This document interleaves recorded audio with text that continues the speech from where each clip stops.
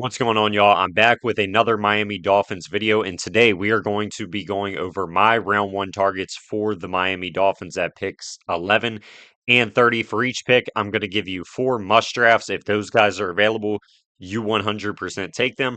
Four people I think are still very good picks, and I'd be pretty happy with. Then some honorable mentions at each spot as well.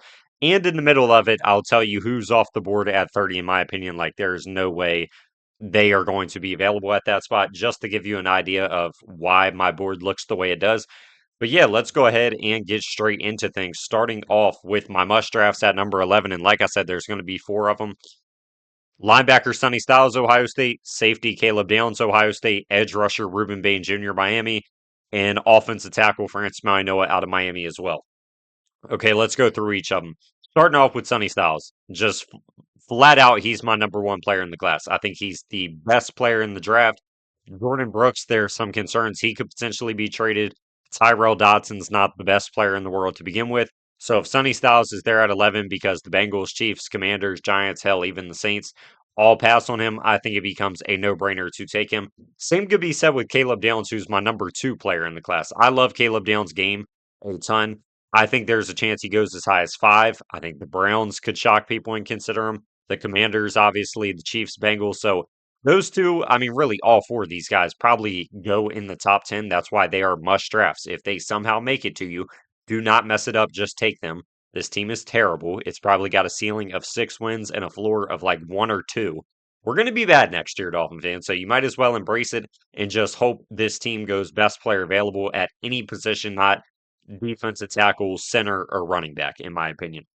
Going to the Miami Hurricane players, now that we talked about two Buckeyes, Ruben Bain Jr., the edge room is really not good at all. I don't care about the arm length. He's my number four player in the class. Look at the tape. He's a dominant run defender. So much power in his game. Awesome pass rusher as well, obviously. So if he makes it because of arm length, I think it's a no-brainer to pair him with Chop Robinson off the edge for the future of your defense. And then Francis Mauigoa out of Miami. The reason I really like Mauigoa is because, yes, he measured in well enough to play tackle, and yes, he's a great athlete.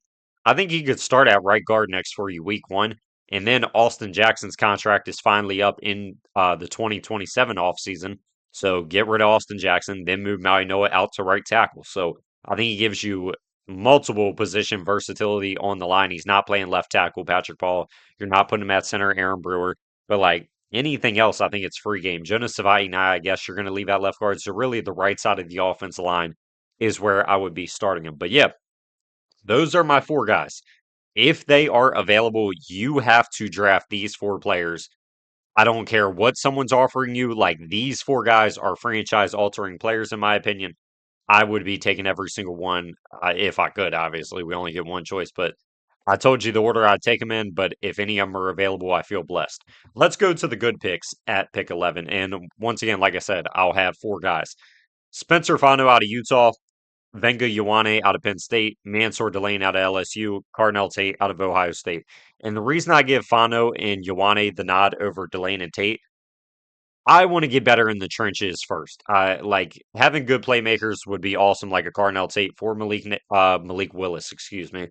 Mansour Delane be a huge upgrade in the secondary, but man, if any quarterback's going to succeed on this team, they're going to need an offensive line. Fano or Ioane can both play right guard. Ioane is a true guard, so I give Fano the nod because, like I said with Maui Noah, there's a chance, I mean, a very, very 99% chance Austin Jackson is not a Dolphin in 2027. So Fano's ability to start guard short term and kick out to tackle, I like a lot, and I like the player a ton. All four of these guys are top 15 players in the entire draft class to me, so I feel pretty good about any of them. The corner room, you've made a lot of like dart throws at. You brought in Alex Austin, special teamer. You brought in Daryl Baker Jr., Juju Brents is still there, Isaiah Johnson, Jason Marshall, Storm Duck. There's a ton of bodies, but none of them are all that good. Mansour Delane would be a huge upgrade.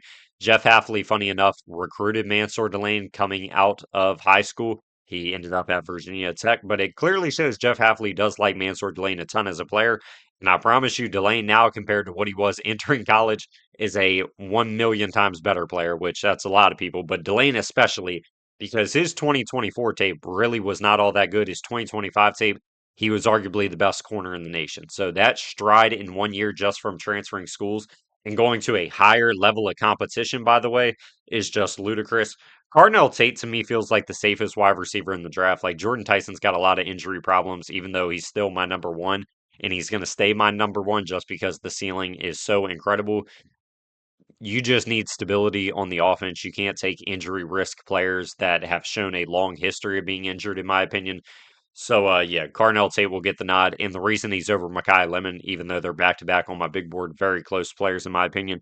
I just like the fact he's a bigger receiver, he's a better athlete, and can be a true boundary guy where Makai Lemon's best football will be played in the slot. So that's the reason I give Cardinal Tate the nod at 4. And my honorable mentions for number 11. Makai Lemon, like I was just talking about, a dominant slot receiver can get you. I mean, I think he could break the rookie reception record in year one just based on how bad the offense is and the level of volume he would have to play with in the offense. Jordan Tyson, I tossed in here. Like I said, I love the player. He is a top 5 talent in the entire draft, in my opinion. But damn, that hamstring injury, he tore his ACL on the same leg he has the hamstring problems with. He's broken his collarbone before. The dude simply cannot stay on the field. So he is just too great of a risk to be a really like. I mean, a lot of these players in their honorable mention I'd have over Tyson. I just went position wise, order wise. Kenyon Sadiq is a awesome prospect. I just don't know if you can take a tight end 11th overall with all the problems on this team. It just feels like a luxury to take a tight end, and you don't have a luxury right now. Monroe Freeling out of Georgia, he probably wouldn't be able to play a lot year one. Well, that's actually a joke because Austin Jackson cannot stay on the field, and he's never been able to stay on the field. So he'd probably be starting a lot at right tackle, but he does have both tackle flexibility spots. The idea here, I guess, would you just draft him to be your right tackle of the future and let Austin Jackson start for the short term while he continues to polish his game? David Bailey, I think, is probably a top 10 pick. I would probably bet a lot of money he goes in the top 10, but if he was here at 11, you could use another dominant pass rusher, Chop Robinson was better as a rookie than what he was in his second year as a pro. So yeah, David Bailey's here. It's a big time upgrade off the edge. Jermod McCoy, that 2024 tape is elite. Did I say 2024? The 2024 tape was elite when he was healthy, but obviously he tore his ACL in January of 2025. He is starting to look healthy. He posted a video working out. He's going to participate at the Pro Day for Tennessee. So I think he is relatively ready to go. It's just, do you trust that player coming off a major injury? I probably personally would. So I'd be fine with them taking him 11th overall. I'd prefer a trade down, but I wouldn't be mad. Like his 2024 tape at corner might be better than any DB's tape in the entire class, not named Caleb Downs. And Dylan Thieneman, it kind of feels crazy, in my opinion, to take a safety 11th overall that's not named Caleb Downs. Thieneman's a great player, too. I have a top 15 grade on him, but there's a difference between having a safety 14 on my board and taking him 11 and having him 2 on my board taking him 11. Even though he's a great athlete, safety might be the worst position group on the entire roster. And actually, it's probably not even a maybe. It is. Dante Trader and Lonnie Johnson are like the only 2 safeties under contract. So you definitely need one. I just don't know if this is the spot I would take one. But yeah, those are going to be my guys from the 11th pick. Like I said, gave you the must, gave you the good picks, and gave you some honorable mentions as well. Now let's talk about people I would deem as not being available at the 30th overall pick in any world. Fernando Mendoza, number 1 pick. Jeremiah Love, likely top 10 pick. Carnell Tate and Makai Lemon, I don't think those guys get past the Jets at 16. But like both of them, they both will be off the board by 16. Kenyon Sadiq, you got teams like the Eagles, the Panthers, Rams, Ravens, maybe even the Bucks still consider, regardless of K. Dotton's contract. He's gone. France Mino is the top 10 pick, in my opinion. Monroe Freeling doesn't get past the Lions. Spencer Fano, I talked about taking 11th overall. I don't see a world where he gets past like the Panthers at 19. At the absolute floor would have to be like Cleveland at 24, the Eagles at 23. Benga Ioane, there are so many teams that need a guard that could consider him. The Ravens, the Buccaneers, the Jets, the Steelers, the Chargers, the Bills. Like, he's not making it to 30. Arvell Reese is probably the number 2 pick. David Bailey, like I said, top 10 pick. Ruben Bain was a must draft. Same with Sonny Styles. I don't see those guys getting past like the absolute floor would have to be like 12 at the Cowboys. Mansour Delane, 12 for the Cowboys. Jermod McCoy could fall. I just don't think he falls all the way to 30 just because he tore his ACL. Like, It's not like he has long-term lingering issues. He just had a freak injury. And Caleb Downs' floor, I don't like. It feels like Dallas at 12 would have to take him. The Rams would have to consider it. The Jets at 16, the Vikings at 18. He's just simply not going to make it to the 30th pick. But everyone else I'm going to deem as free game. Obviously, there will be 13 more players off the board at this point. But who's to say who the 13 are? So let's go ahead and get into my must drafts. And some of these guys I had at the 11th pick, but they could fall. Like I said, Jordan Tyson's injury medicals, if he's available at 30, it's a different story. Like if you didn't take a wide receiver 11th overall and Jordan Tyson sitting here at pick 30, like I think it's like, okay, we got to take the risk at this point. It definitely is a big risk to spend a late first on a guy that has really struggled to stay healthy. But like I said, man, the tape is better than any wide receiver in the class by a landslide, in my opinion. He can win at every level of the field. He's a fluid route runner. He's great at the catch point. He doesn't drop the ball. The dude is just he doesn't really have flaws in his game other than his health. Dylan Thieneman is someone we would probably, a lot of us would deem to be gone. I put him on here just because safety, it like you say this every single year, then players like Kyle Hamilton fall out of the top 10 to 14. Malachi Starks and Nicky Memori, both top 15 players in their class, go 27 and 35. Brian Branch, top 15 player in his class, goes 45th overall. Safeties just a lot of the time tend to fall in the NFL draft. I'm not saying Thieneman will, but I think it definitely is a chance he could be on the board at 30 just because of how undervalued the position is. If he is there at 30, you sprint the card in a million percent. 1 trillion% you take Dylan Thieneman if he's there at 30. Omar Cooper Jr. out of Indiana, just a very good yak receiver. Maybe he plays a role similar to Malik Washington, and maybe you have a lot of faith in Malik. I don't know. Malik's got probably, 400 yards as a pro in his first 2 years. I don't think he has a job guaranteed to him. He's a great special teamer. I don't know if he's a full time starter at receiver. So if Omar Cooper's there, I like Omar a lot. He feels like a budget Makai Lemon. He's great after the catch. He doesn't drop the ball. He's got a lot better speed than what we thought at 4.42 at the combine. So I'm a fan. And Avion Terrell, I think, would be a layup.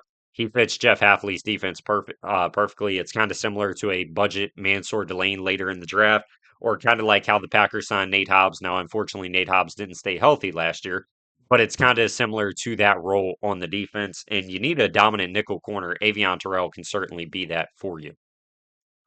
All right, here's some good picks in my opinion. And number one might surprise some people. It's Zion Young out of Missouri. Zion Young, it feels like a lot of people are thinks going to be a second round pick. To me, he's the fourth best edge rusher in the class after the obvious top three of Harvell, Reese, Ruben Bain, and David Bailey. So if Zion Young is there, I would take him probably in a heartbeat, honestly, if the top four guys that I mentioned weren't available. He's just such a dominant player. He's great against the run. He's awesome as a pass rusher. He had, 12 sacks this past year. He's big, 6'6", 265. He can't be moved off the spot easily. He is the ultimate competitor on defense. So it's like, yeah, he had the DWI in December. He's a young person. He's a young dude. Like, people make mistakes. I can look past that. You're getting an awesome football player if you take Zion Young 30th overall. And same thing could be said about TJ Parker. TJ Parker, like every Clemson Tiger last year, kind of had a down year for what we were expecting. Cade Klubnik, Peter Woods, Avion Terrell. Terrell was probably the best out of all of them. But yeah, I mean, it wasn't what you were hoping for after the 24 tape, because the 24 tape entering this year, you thought this guy was going to be a top five pick. So I think that alone speaks on the upside of taking TJ Parker at 30. And I have faith Jeff Halfley can get the most out of this guy. He can defend the run very well. He's got to grow as a pass rusher. But if that's the problem, I mean, we have Chop Robinson, we have Josh Uche. Like, you have guys that can get after the quarterback as pass rushers. You need a very good run defender opposite of them. TJ Parker is a tremendous run defender day one and has shown a lot of flashes as being a good pass rusher as well. Emmanuel Pregnon, I think at 30, if you don't take offensive line at 11, obviously that can be your starting left or right guard. Him and Jonah would be your starting guards. Now it's on you to figure out which one's going to play which. Me personally, I'd play Pregnon at left guard, put Jonah at right guard. So, yeah, I mean, Emmanuel Pregnon was dominant this year. A lot of power in his game. He's very strong, great athlete as well. The only problem is he is older prospect. I believe he's already 24 years old, and he's really only had one good year of production. He was not very good at all in his previous collegiate careers, but he took a massive stride this year and now could potentially be a first round pick, which, I mean, sometimes it does take a while for things to click, but once they click, sometimes they don't turn back off going to the NFL. They just continue to dominate. So I'd feel pretty good about Pregnon at pick 30. Colton Hood out of Tennessee, I think is just a perfect Jeff Hafley corner. Granted, I do have a corner that will be in the honorable mentions a little higher on my board than Colton Hood, but he's likely a second round pick. So on my my round two video tomorrow, you'll probably see him, honestly. But yeah, Colton Hood is a tremendous addition to the secondary if you can get him at 30. I think there's a good chance Colton Hood could go a lot higher. He tested out great at the combine. He's got good size, true boundary corner. He's so physical. He's a great tackler. Like, it's probably a guy that goes before 30, but it's not a guarantee. So if he's here, I would also like to see Colton Hood. And to end off this video, let's talk about my honorable mentions for pick 30. I'm going to tell you right now, there's only three of these guys I would really like at pick 30. The other four, I'd be like, okay, like I understand why, but I'm not going to be jumping out my chair on draft night as y'all will see on live on TikTok. Denzel Boston, it's really funny enough. The first four would not be the guys I'm jumping out my chair for. Denzel Boston is kind of what you need, though. Just a big physical boundary receiver that can go up and get the ball. He doesn't drop the ball rarely at all. So if you can go ahead and grab him, I think that's a good upgrade. Casey Concepcion would be a fun weapon to add to the offense to be your Jalen Waddle, really one of one replacement. Granted, I don't think he'll ever be as good as Jalen Waddle, so I don't know how I'd feel about turning Waddle into 30 and 94, and then we take a Walmart Jalen Waddle at 30, but it still would be a fine option, I guess, and a big upgrade for Malik Willis in the offense. Caden Proctor is a project through and through. I guess there could be a thought he could start at left guard and Savati Naya could go to right guard. I personally would probably just make him move to right tackle and develop him for a year on the bench if that's the route you went with Proctor. Keldrick Falk, I guess, could actually lean into the other side of like, I'd be pretty happy with the pick. And that's probably crazy to hear for a lot of y'all because Keldrick Falk is one of the most hated prospects, largely due to people like Shamar Stewart and others that haven't worked out that have been upside picks. The thing about Keldrick Falk is he's 6'6, he's 275 pounds, he can play inside and outside on the defensive line, and he's a phenomenal run defender. Yes, he hasn't shown a lot as a pass rusher. He's had 10 sacks in 30 games, which isn't first round production, but his versatility along the defense line and ability to dominate as a run defender is very valuable. Not to mention, the dude doesn't even turn 21 years old till September. So he's probably the youngest player in the entire class. So for a team that's in a long term rebuild, I really couldn't fault you at taking the shot on Keldrick Falk. But man, let me go ahead and say the top or the bottom three players I have here, just because I went positional order, like I said, I would be jumping off the walls if we took any three of these players, especially Chris Johnson and Emmanuel McNeil Warren. Chris Johnson to me is just one of the best corners in the class. Like I'm pretty sure he's my corner three, unless I'm blanking. It Mansour Delane, Jermod McCoy, Chris Johnson, Avion Terrell, Colton Hood, Brandon Cisse. Yeah, he's my overall CB3 in the entire class. I think he's severely underrated. He was phenomenal for San Diego State. Oh, it's San Diego State. He went to the Senior Bowl and looked really good as well. Then he went to the combine and tested way better than anyone thought he would because his flaw was he's not that athletic. He ran in the 4.4s at the combine. So I really don't see why Chris Johnson isn't thought to be a first round pick. I think he's a borderline top 20 player in the entire draft class. And I get I'm way higher on him than most. But if they picked him 30th overall, I would be bouncing off the walls. Brandon Cisse, I'd also be happy about. True boundary corner, a lot of athleticism. He's just got room to grow a lot. He got abused by the Texas A&M receivers when they matched up. But to be fair, a lot of people did. So can you really fault him for that? It definitely could be a long-term pick, and it might take him a while to find his footing. But Jeff Hafley is a former DB's coach. I trust him to be able to develop Cisse with his traits and intangibles as a player. Then Emmanuel McNeil Warren. He could have easily went in the good picks and must drafts as well. I ended up not putting him just because he's kind of a safety, so that could knock his value down the board. Hell, he might be there at pick 43 because of how safeties fall. But man, if they took him 30th overall, I have no problem. Like I said, the safety room, in my opinion, is the worst group on the entire roster. So if he's here at 30 and that was the pick, I would be extremely excited to see what EMW could do in a Miami Dolphins jersey for Jeff Hafley. But yeah, man, that's going to be the video. I will be back very soon for my round two targets, and then we'll do the round three targets. Round three, we got 4 third round picks, so that's probably got to be its own video. But yeah, I hope y'all enjoyed. Let me know your thoughts in the comments. And until next time, my friends, peace out.